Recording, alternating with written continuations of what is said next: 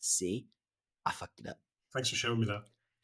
There you go. I like to model. I like to model what we're doing here. I learned by experience. So. Yes, well, it's better to learn by somebody else's experience than one's own. If you've ever sent a recruiting email that starts with "Hey there," or "We're hiring," we're staging an intervention. It's the People MBA. Tune in for tips, tricks, a little shame, and poor jokes for good measure.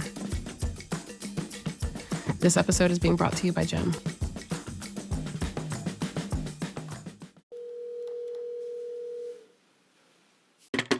Thank you for calling the People MBA. Your call is important to us. Please leave your message and see if anything comes of it. Hey guys, this is Rona Pierce from Perceptible Studios. I speak to a lot of TA folks on the daily about different talent attraction strategies, and email never seems to get mentioned as a power tool. Can you talk about how to elevate email in a recruiter's talent attraction toolbox? Okay, look, for all the tech and tools that you get as a recruiter, there is nothing as powerful as email. It is the number one recruiting tool ultimately. You take away all the cool bells and whistles and stuff. Ultimately, a recruiter needs email. They live and die by it. So how come more recruiters aren't students of the email game? I mean, you look at LeBron James, 20 years into the game, still throwing free throws to kind of make sure his game is on point. Messi still kicks corner kicks. Naomi Osaka is still setting up her serves. Like, people who are experts in their field are truly students of these kind of set pieces of their game. And isn't recruiting outreach the set piece of recruiting? So why aren't we good at it? Why aren't we really excelling at it? Why aren't we treating it like the game that it is? So in a world where recruiters are still cutting and pasting the same old stuff, and that's assuming they're not using the default text, God help us all.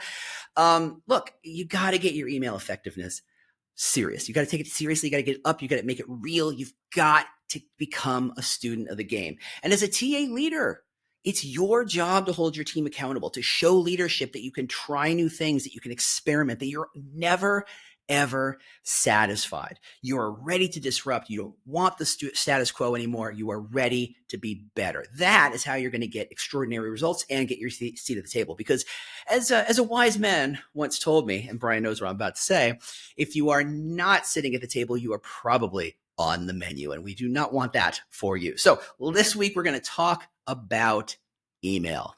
Love it. Love it. And so the TA leaders might be on the surface thinking, oh, great, let's spend half an hour, 40 minutes in the weeds here. Or actually, I could just forward this to our recruiters and recommend that they take a look at it. And we definitely want you to do that. We think you should.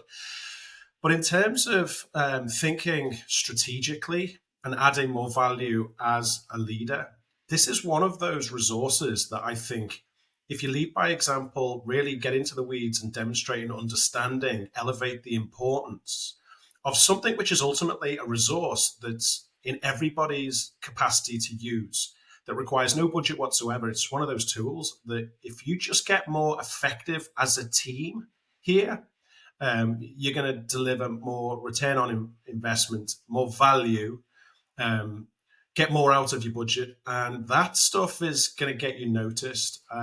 It's definitely overused and under leveraged from a strategic perspective. So what we're hoping to give you is a little bit more structure of how to weave some magic and get more from it. And this is one of the essentials. It's the sort of pass and move of football. It's the reason why, teams are great. They get the basics right. And sometimes you take the basics for granted. That's why we're talking about it today. And that's why you should take notice, I think. And for those of you counting at home, that's 4 different sports referenced in the first few minutes. That is a record for us. And Messi doesn't take many corners. I wasn't going to say anything, James. Okay, but, okay. Look, David Beckham, Steven Gerrard, Jamie Carragher, he's taking penalty kicks. He's taking penalties. Then how's that? All right. I didn't want to get too far in the weeds. But you're right. It's completely undervalued. We take it for granted. We take email for granted. Everybody has it. We've had it since the beginning of time. It feels like. So why do we need to get better at this? Because we do. And as a reminder, we have a download. We have a big download. And the download this week has we're going to talk about storytelling models, not to be too much of a spoiler. Brian's going to get super serious about storytelling because he's always super serious about storytelling, just so we're all clear on that. And then we're going to get into some actual examples. Now, the goal is not to just say, ooh, here's some better emails, copy, paste, but to help you see that better emails exist. As a victim of many of your recruiting emails, and victim is the appropriate word, please, I can show you how to write better emails. So this download has examples of better emails.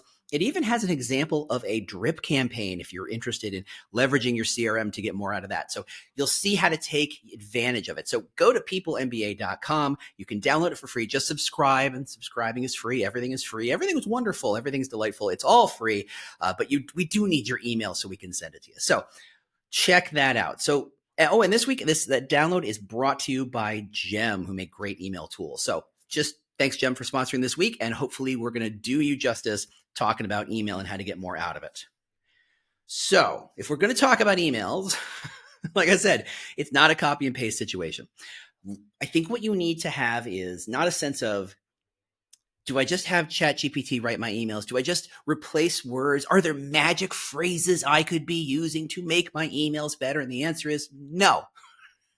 But there's a couple of models you can apply to think through your problems to come up with better emails. And the biggest one, the most important one, is storytelling. And you may be absolutely shocked by that phrase in this circumstance. You're like, I send a 3-sentence email. How can I write a storyteller? How can I tell a story in that space? You can. I may say perhaps a slight more than 3 sentences. I mean, I think if you're asking someone to change their lives, 3 sentences may be underselling what you're trying to do. We'll talk about it. We'll get into that. So, Brian, start us off with, one, why did we bring up storytelling in this particular situation? And two, what kind of stories are we talking about? Okay, so the why first. I think it's fair to say that, I remember email marketing, probably 10 years ago, when 50% of the people you sent it to opened the emails. And, it started to go down a few percent. And that's what happened. We took it for granted then and all the rest of it. Nowadays, we are literally doing backflips and high fives if you get a 0.1 open rate, and a single or like a double digit click-through rate is phenomenal. Yeah.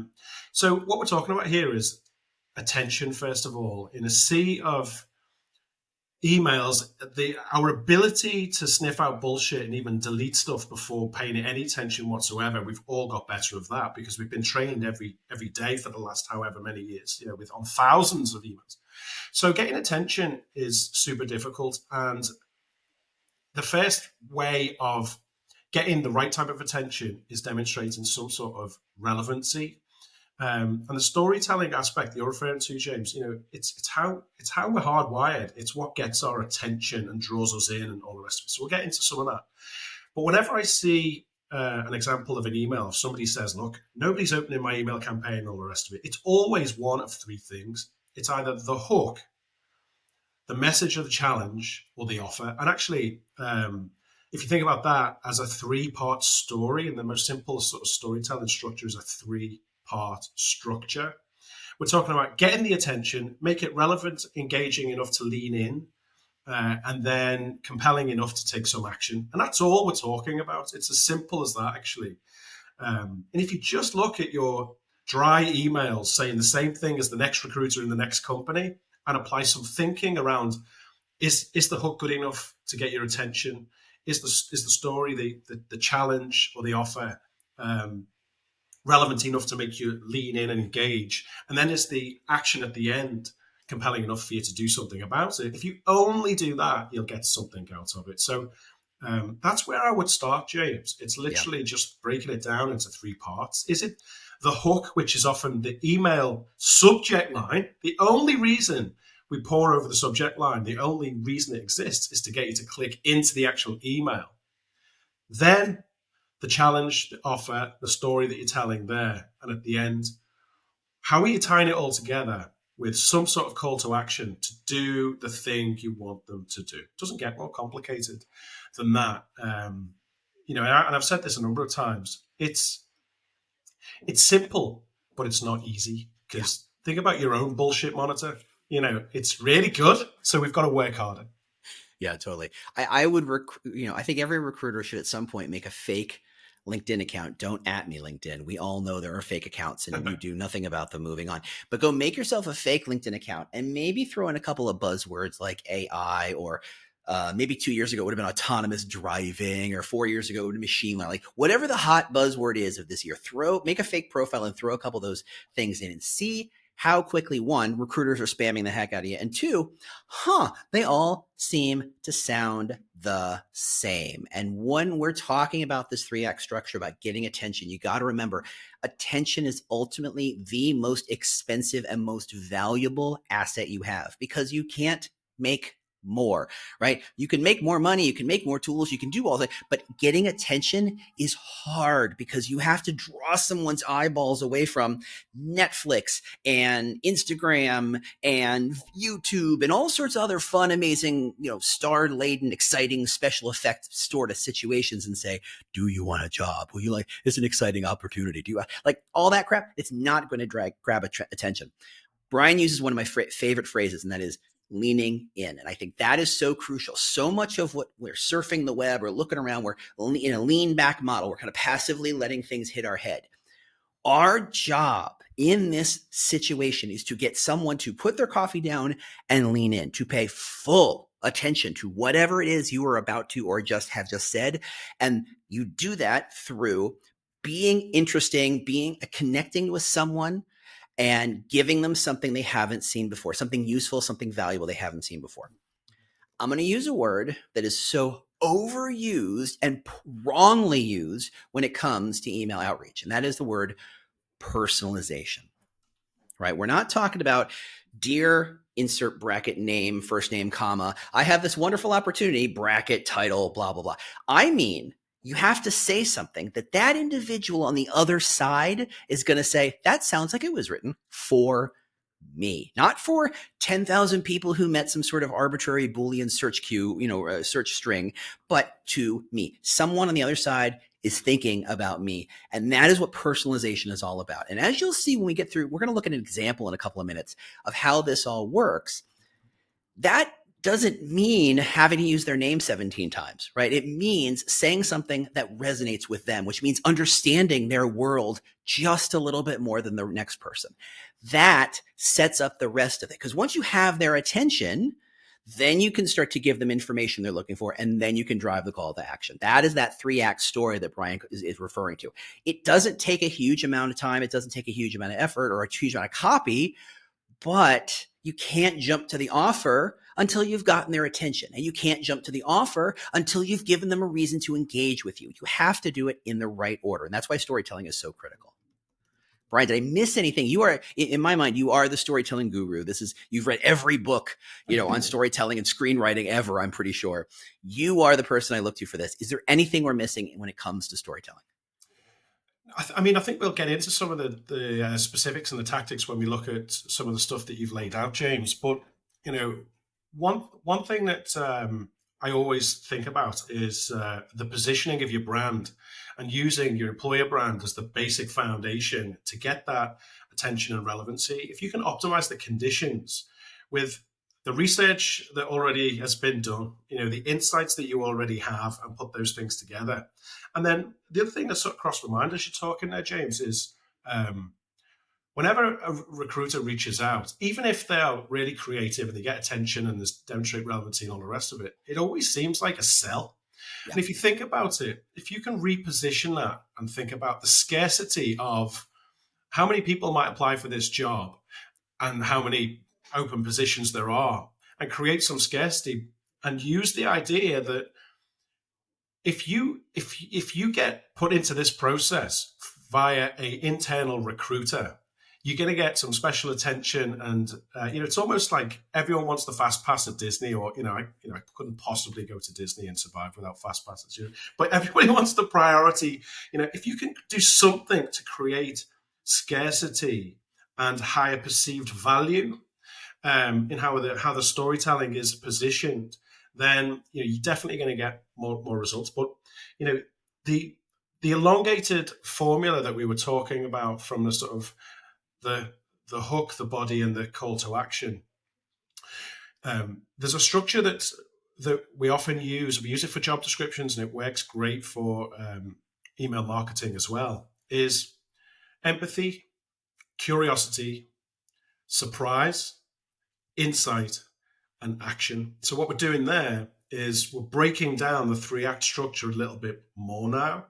The empathy starts with an emotive connection, creating the relevancy between what's important to the recipient and what exists of high value and importance inside the organization, team, or job. Then we go curiosity and surprise, which are both designed for you to lean in, as we've already talked about. But those 3 steps are all emotional driven. And that's how we want to think. We want to connect emotionally, create the audience situation where they are now receptive to receive some information, some logical facts about the job, which validates the relevancy and perhaps the scarcity and the perceived value and all that kind of stuff. And then the action at the end should tie all those things together. But that's a scientific formula that if you follow that in any vein, it could be, some emails can be long, some can be really short, it needs testing. That proves to get much more engagement and much more positive value back. Yeah. And I think the biggest mistake many recruiters make is they assume that the job in hand has inherent value and thus people should want it. And that is why recruiters that start with, do you want this job? It is worth this much money. And the dollar signs are everywhere. This is a logical conclusion. You're going to make more money.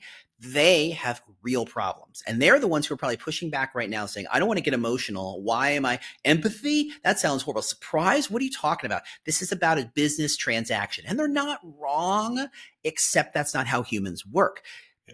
Every decision you've ever made was made with emotions first and then was post-rationalized with data down the road. That car you drive, you just fell in love with it and then you found reasons to say, oh, because the trunk is so big or because it goes so, or has it gets great fuel. Whatever it is, you started by falling in love with that thing. Your computer, your whatever it is, your outfits, whatever it is, you fall in love. You have an emotional connection first. And that is why starting with empathy and surprise and insight and all that stuff is so important.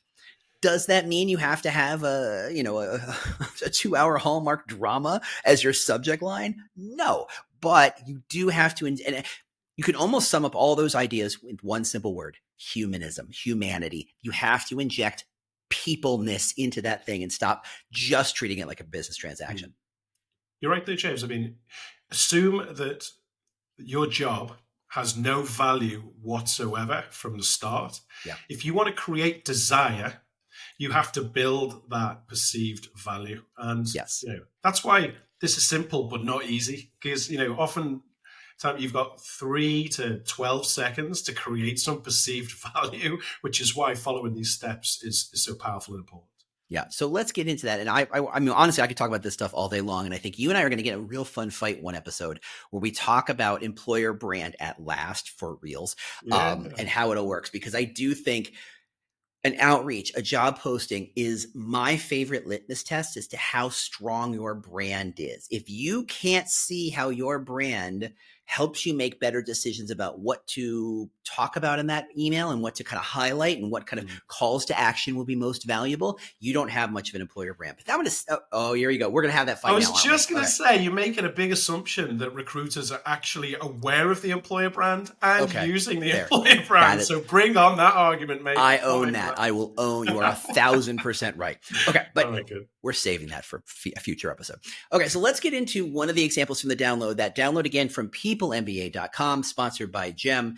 Like I said, there's 5 example emails for different roles. I just picked one for marketing managers just because everybody's always kind of hiring marketers there, and everybody needs a marketer.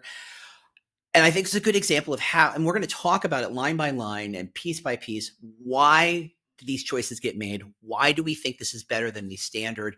What each element is trying to do? Because if you understand what the elements are trying to do, you can realize, I hate the way they wrote this. Great. That is fine. If you have your own way of writing it, do that. Nobody here is a copywriter. Nobody here is a professional copywriter. This is just a better take on a better outreach email. All right. So let's get into it. The subject line, which, as Brian said, is effectively a billboard and a sales pitch for the rest of the email for clicking that open button. Here we go. What does it take for you to do your best work? That seems so nothing, but at the same time, I have a job, I have an interesting opportunity. If in a sea of, I have this job, do you want this job? It starts with a question. And my personal process when I write stuff like this, when I want to spark emotions, I start with a question, because to me, I can ask a question without answering the question, because I know in my subject's or target's mind, they're mentally answering the question for me. They're doing the heavy lifting. And for those of you who have seen Inception, one of my favorite movies of all time, I can't tell you an answer, but if I let you come up with your own answer, you start to believe that. That's really useful. So a question really starts to do that. Are there other ways to do it? Hell yeah. But this is just kind of when I got nothing else, I just go make a question. So what does it take to do your best work? And for a marketing manager, are they doing their best work? Do they feel like they're satisfied? That's really kind of what we're trying to spark. And in this particular example, I know that the employer brand being specified is not about, status. It's ultimately going to be, we work together to do our best work. And that will be revealed as we kind of go through the rest of the email. So it's all about performance, but not I'm a rock star, I do the best all my own, but performance in a larger idea. Right. And Jade, it's worth pointing out there that actually you're not trying to get every digital marketer in the world that this is received by to open the email. If you only get the ones who feel like they've got more to offer and they're not in a position to do their best work, then actually you're winning. Yeah. They're exactly the people you might want to reach. So think about the question that self-selects in and out the people that you want to actually engage with. Exactly. I love that. Okay. So the email opens with, I'm legitimately curious about what you need to do your best work. As a recruiter, I know. I talk to a lot of people about how they work. I don't see my job as putting a butt in a seat, but in finding perfect matches. And while that starts with basic skills and experiences, I find that the best signal of a great hire is about work style. Okay. What's happening here? First off, I'm bringing humanity. I'm legitimately curious about the answer to that question in the subject line. I don't see that very often. Recruiters are rarely curious to me. They don't want to know what's going on in my world other than, how do I sell you a thing? And then they break down your defenses to, that's just a recruiter, by saying, I am a recruiter. I know, but I'm a little different. I do things a little differently. Is it going to break down all the defenses? No, but it's enough to poke a couple of holes to say, okay, this is a self-aware recruiter who knows that most people and most recruiters are seen as the proverbial used car salesperson, right? So they know who they are and they know a lot of expectations and the stigma kind of around that world. And they're kind of trying to poke some holes where they can. And they're setting up this idea about, it's all about, I find that the best signal of a great hire is work style. Now, this is fairly surprising from an outreach email. This is a little like, okay, what's going on here? They're effectively saying, okay, I'm a recruiter. Yeah, I know. But they're leading me down a path I'm not expecting. This is not do you have these 14 skills? You have 4 years of experience doing X, Y, and Z. This is, hey, this is how I do my work. And it's what I look for is work style. Yeah. So you've definitely created curiosity at this point, so your subject hit the empathy button. This is making us curious.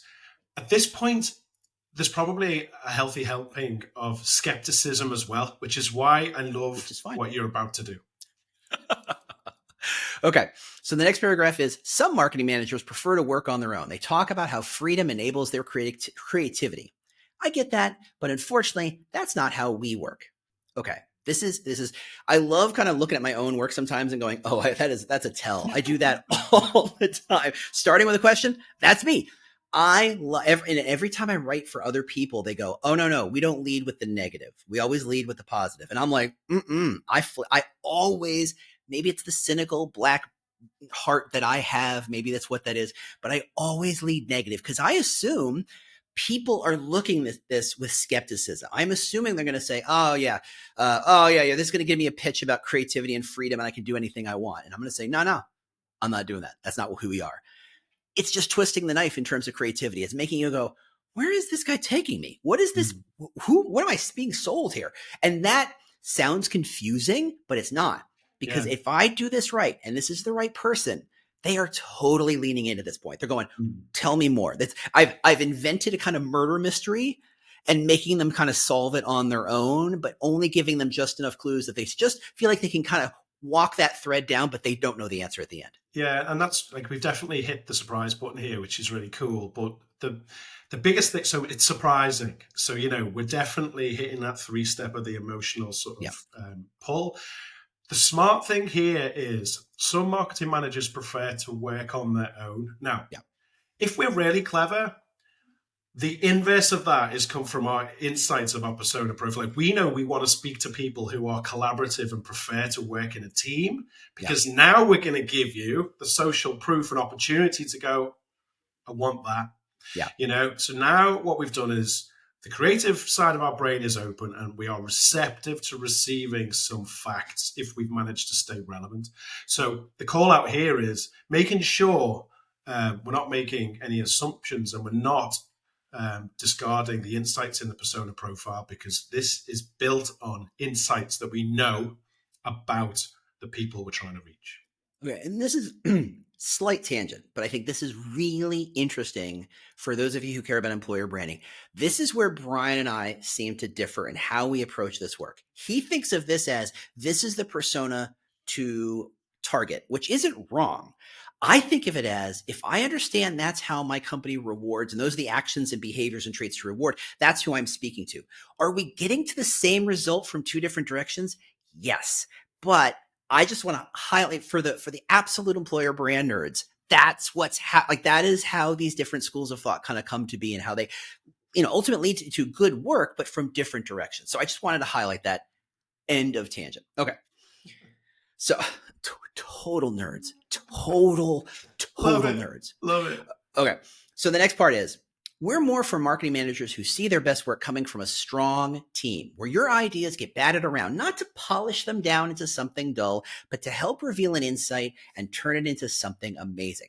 Where channel selection isn't about checking the boxes, but thinking about how each channel represent unique opportunities. Okay. So now now we're open up the doors. We're saying, this is what we do. This is how we do it. This is why we do it. And as Simon Sinek would say, you got to start with a why. Why is a very important question. And so this is what we're saying is like, it's a collaborative, not because we're trying to be designed by committee and all we do is launch camels all day long, but that we understand that because we help each other and because we want each other to succeed, we end up diving deeper. We end up coming up with better ideas or being more creative and being more insightful for what's going on. And because we work together, we can dive deeper and come up with better stuff. That is what the core of this particular employer brand is. And this is how we're leading to it. Yep. By this point, right, Brian, to Brian's point, if you're into being the rock star, the hero of the show, this sounds horrible. You have deleted this email by now, and good riddance. And we didn't want you. That's not who we're reaching out to. What we're trying to do. We're targeting, because remember, you can only put one button in that seat, right? There's only one person who's going to fit. So I don't need 4,000 people to like it and apply. I need one person to apply who's a perfect fit. Brian, is there anything in there you want to point out before we jump to the end of it? Well, the self-selection sort of aspect. At this point, we want to have consciously made them think about things that they're not comfortable with, happy with, satisfied with, things that are missing in their own life and all the rest of it.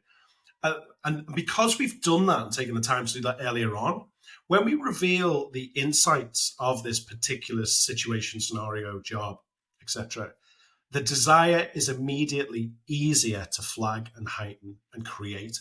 Yeah. And that's a really powerful tool to get you to do something at the end of it, and if we jumbled these paragraphs in this email, so all the same information is there, and it happens to make sense, it wouldn't be as powerful for those very reasons. And do you know what, James? I think it's worth pausing at this moment.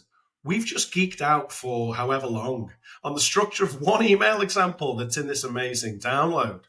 And I know you also spend a lot of time in workshop environments with teams, looking at email structures and crafting, looking at the data and like what's working, what's being open but not engaged with, what's not getting open with. The fact that people are out there doing these things with recruiters and teams of recruiters, is if that's not the biggest flag that this, oh my God, like we need to do better here and we need to legitimately lean in and spend some time crafting something that can make a profound difference to the performance of the whole recruitment team. And by the way, if you test, measure, and share the best practice across your team, you start to level up entire teams. Yeah. If that's not a compelling reason to take this seriously and make it part of the leadership strategy, I don't know what is. So are you saying you better take this seriously, or otherwise James is going to get hired by our competition and try and crush you? That's how I heard it. I don't know. Anyway, I was doing some work with the recruiters, and this is why I like to work with recruiters as a team, because I think you come up with better ideas. Because I don't want to portray myself as someone who has the magic wand, who knows the answers, because there's no such thing. And honestly, I don't know a lot about jobs. It was easy to write this email about marketing managers because I was once a marketing manager and I know a lot of marketing managers, so I could kind of speak to their challenges and their needs. So I'm talking to a company who hires a lot of dentists and hygienists. And if you don't know the space, it's incredibly competitive. It's intensely competitive. There's a finite number of dentists and hygienists. They're not like actively making more out of nowhere. You can't suddenly say, oh, I wasn't a veterinarian. Now I'm a dentist. No big deal. I could just retool my skill set. It doesn't work that way. At the same time, dentist office are very strange. Like there are plenty of good roles that only need to be there for 3 days or 4 days a week. And so I was talking to a couple of recruiters, and we had a hygienist role, and they were like, oh, it's so hard to hire for. It's only 4 days a week, and nobody seems to care about that. I said, well, let's look at your kind of email. And it's really about, we have this opportunity. So it's a really boring subject line, so nobody's clicking on it. And then like 3 paragraphs in, it's like, oh yeah, this job works 4 days a week. I'm like, well, why are you hiding your light under a bushel, as my mother would say? Why are you burying the lead? Not only should you bring that 4 days a week to the top, what are the 4 days? Oh, it's Monday through Thursday. I said, well, then why isn't the subject line, why are you working on Fridays? Would you like your Fridays off? And I could come up with 4 different kind of variations on the theme of everybody likes to party on Friday. Why are you working?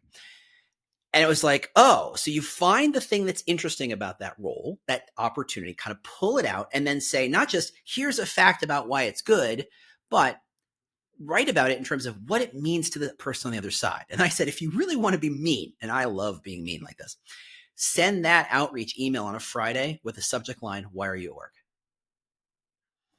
I mean, who's not going to open that email? Who's not going to say, because it's Friday, I'm sick of work. It's been a long work week. I'm tired of this. If you can connect to their emotional state at that point, do it. You got to do that stuff. And that's just one stupid, idea. There's so many ways to talk about these roles. And I think the challenge is recruiters kind of get in a rut and they kind of go, okay, I got this subject line. It works okay. It's fine. I'll just throw it on everything that moves. I've got this email. It works okay. It's fine. I'll just throw it at every job I ever have. I would prefer it. And I think every recruiter and every recruiting team would be better served if they would say, I want to write 1/10. I want to send 1/10 the emails, but I want each email to matter more. And I think every recruiting team would see better outcomes if they thought about, how do I not figure out how to send an email to 10,000 people, but how do I send one important email to 10 people?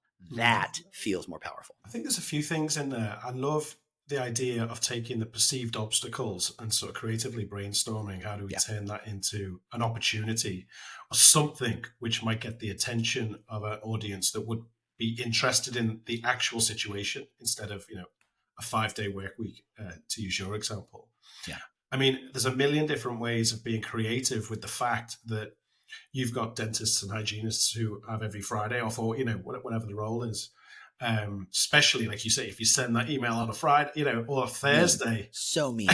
A Thursday when people are going, oh, one more day. I wish it was the weekend, So, but the big takeaway from me there, James, is, you're talking about sending less email but get more value back. And variations on a theme. We're definitely not trying to give you a script and trying to give people a boilerplate template to use, and now it's one and done, but just it's a better version. Yeah, I think it's really important to talk about. Okay, look, we iterate, we build on the insights of the persona, we leverage the aspects of the employer brand, we use the specifics of the job role and the environment that we know we're playing in. But that's the starting point. And, if you send 50 or 10 or 5 emails and you test and measure and rinse and repeat, and the objective is continual improvement. I mean, this stuff can be exponentially better in a 30-day period, right? I don't think you're exaggerating at all. I think you could see dramatic, obvious, demonstrable, clear as day results that will change how you do the math of all your recruiting in I think 30 days is that's easy. That is totally easy. You could do it probably shorter if you work hard. Times the number of recruiters you've got in your team as well. Yeah, that is why I'm a big believer in doing this as a team. That this isn't an individual exercise. It's not of value to take my brain and put it in your head. I don't think that's useful. But I think if you say, here's a couple of ways of looking at this and letting people brainstorm, almost always golden nuggets just manifest themselves in the room. And you just go, I want that one, and I want that one, and I want that one. And boom, you've got something that's like a killer outreach email.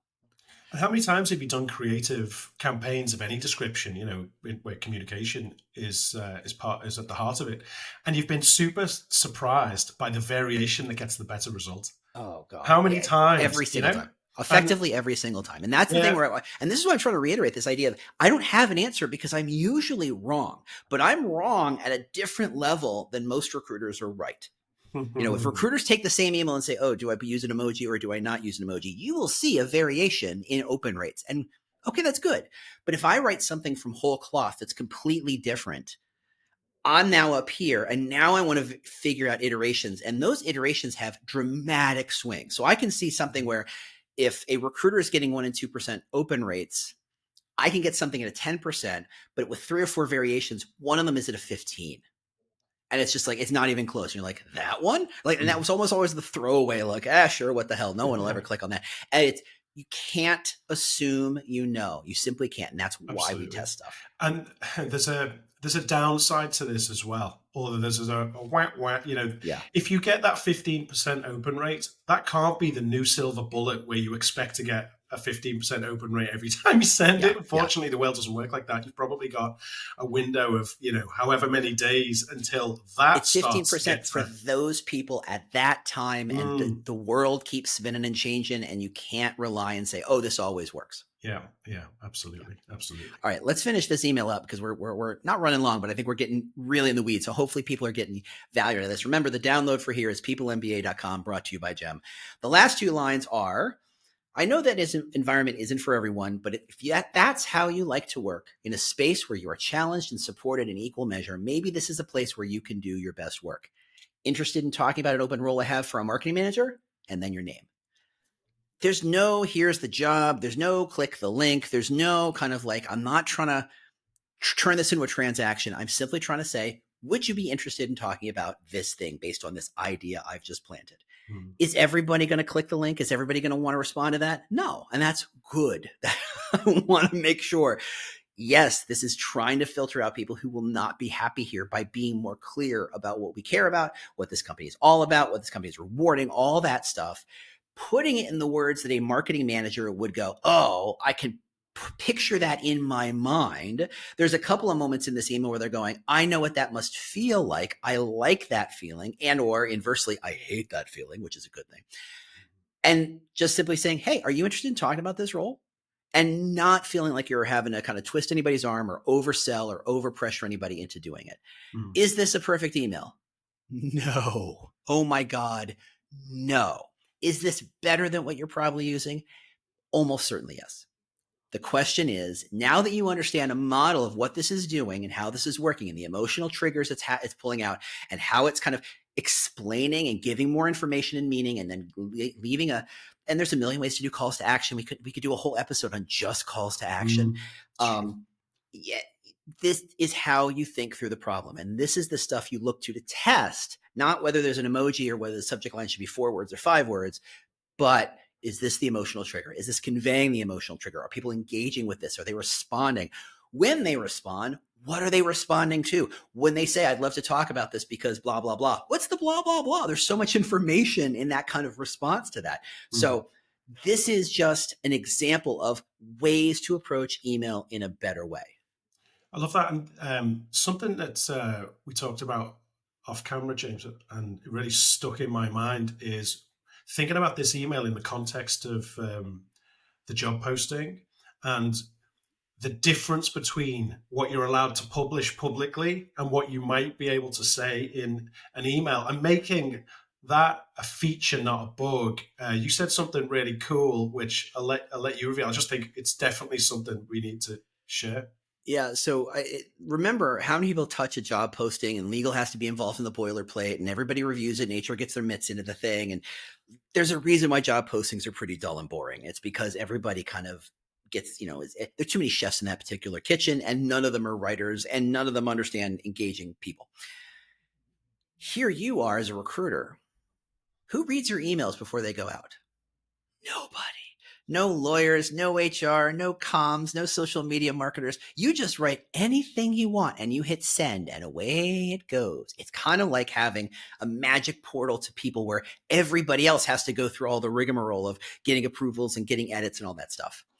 If you can marry those two ideas, you have an opportunity. You can say, here's the job posting. And then in the outreach email, you can say something to the effect of, and here's the part I couldn't put in the job posting. Here is the secret that got edited out by legal, but it's true. Where they just didn't think I should say it, but I thought you would appreciate it. And so suddenly you are now the keeper of your co-conspirators. You're kind of committing a tiny little fake crime together and you're building rapport. And suddenly you have a relationship started that, hey, do you want this job? Would never get you. Yeah, and if that's perception or reality, so if there's any sort of risk-averse TA leader out there going, I'm not being risky and maverick and recommending that we say all sorts of stuff in email. Actually, what we're talking about here is another storytelling device where we're increasing desire by making the recipient feel like they're being let in on a secret, or there's some added value here that the public won't find on the job posting. Yeah. Either way, it piques interest and it's a device that's worth testing. And if you think about it, you can be super to the point. Hey, people who don't do well in this job are people with egos, have no resilience or work ethic. Like if that's you, forget about it. But actually, here's why people join. But these are the reasons marketing managers stay for real. And it does give you license to really get people to lean in. So sort of finishing off where we started. That's what we're trying to achieve. So I love that little device, and when you were talking about it, James, I was waiting for you to say it, so I hope you don't mind me reminding you on that one.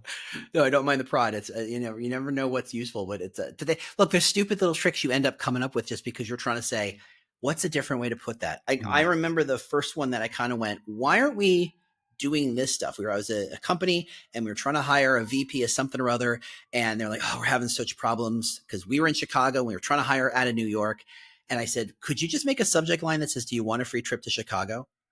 Like, wouldn't people open that? And it's true. It's like, hey, if we want to interview you, we'd have to fly you out here anyway. So this would be a free trip to Chicago. And you could see all the recruiters go, huh.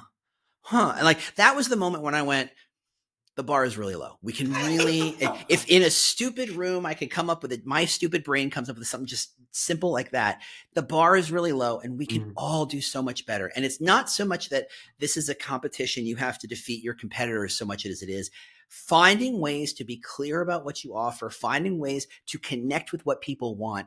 It's not that hard, but the more your recruiting team is thinking in those terms at every single level, the screening call, the outreach, every single piece of it, they will be more successful because they're not looking at this candidate as a cog in a machine or a part to be moved through the factory, but as a human. They're going to relate as humans. And remember, recruiters are people. That is what their magical skill set is. They like people in general, if you haven't completely burned them out.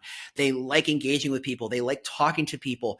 Let their humanity shine in even stuff like outreach emails. Even stuff is, if you're sending it to 20 people in a CRM, it doesn't matter. You can still inject that level of humanity. Well, you make a good point. I mean, I think just by using this download as an agenda to have a creative brainstorming session with your recruiters, demonstrating the value and importance of not just being on autopilot with this stuff. But what you typically find is if you spend time with your team creatively brainstorming, they'll come up with some fantastic ideas. They'll get a little bit more attached and connected to the outcome, and they'll maybe even be a little bit competitive as a team to try and improve. But if you start to see success at that step of the process, what typically starts to happen organically is your recruiters will start to scrutinize the subject line or what happens before that and what happens after that. And it's the start of a process of every detail, every link in the chain can be leveraged up, dialed up, apply the insights, look at the difference that we can make. And this download provides a perfect sort of formula for running a creative brainstorming session, because there's some formulas to walk through, there's some tangible examples, there's techniques and lots to use just as creative fodder to get your team thinking differently and getting the message across that you think it's super valuable and important. And if we achieve nothing else from today's episode, James, if there's TA leaders out there that now think, I just took it for granted. I saw it as a functional, mechanical process. Maybe we do need to spend a little bit more creative time on increasing the quality of what we're doing here to get a bigger difference out. Then I think the job isn't necessarily done, but it's moved the dial a little bit, which is what we're trying to do. Absolutely. And that download again, of course, peoplemba.com. It is free, sponsored by Gem. If you have any questions, challenges, issues, hopes, fears, dreams, whatever it is, leave us a voicemail. We want to hear from you. Spoiler, if you have a question, we may use it on the air. We'll see. Who knows? We make no promises one way or the other. But just go to peoplemba.com and click on the tab that says voicemail and leave us a voicemail. Brian, this is a great conversation. Thanks so much for hanging out. I will see you next week when we talk about maturity models. The word maturity and me never go hand in hand, but beyond that, I'm excited. I'm excited to talk about it. I'll see you next week. See ya. Are you still here? Really? Well, if you're the kind of person who likes to double down in making bad choices, subscribe to the People MBA at peoplemba.com and share it with someone you'd like to impress. It couldn't possibly be the worst email you get this week, no matter how many typos James makes.